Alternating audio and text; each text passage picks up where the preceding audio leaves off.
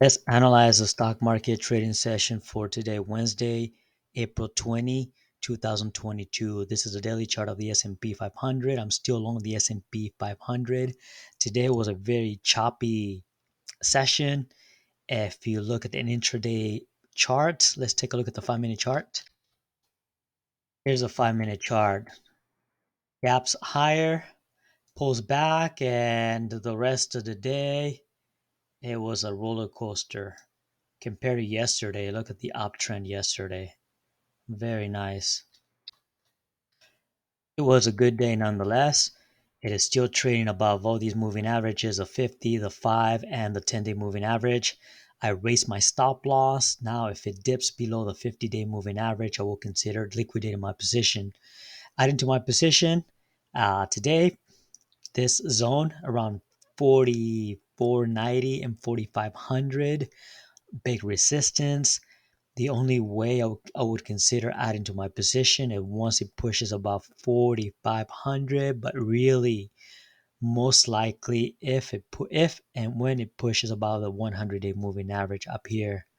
Like I said, big resistance. We'll see what happens in the next couple of sessions. Hopefully, it spends a little more time inside this range and then perhaps push higher above that level. We'll see, but so far, so good. Now for the Nasdaq 100, this one had a decent pullback.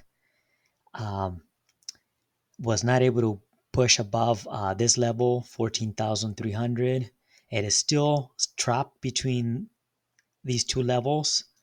And as I mentioned yesterday, expect inside this range and around these moving averages, expect a lot of choppiness. And so far, that's been the case. Pushes above this level, and I will consider going long. Down here, really depends what the setup is. I might even consider shorting also. But so far, nothing to do. I'm just watching for now and see where it wants to go from here. Out of that level or that level. For the semiconductor index, for the record, I'm still long the semiconductor index. Today, big gap up. I was tempted to sell some shorts. If you remember, I bought yesterday after hours around this level. And then today it opened way up here. And then it pushed higher. So my unrealized gain was kind of decent. But I decided not to sell any shares. Why? I'm looking for a bigger move. I don't think this is it. However, I did not expect this big pullback.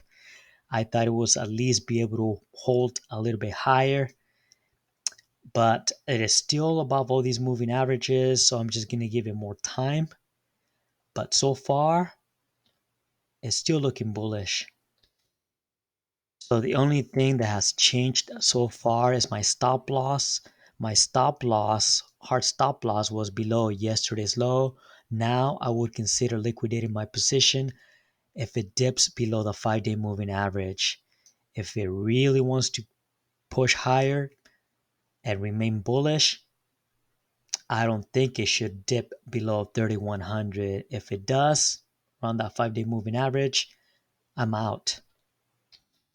And now for the Dow Jones Industrial Average, this one had a good day.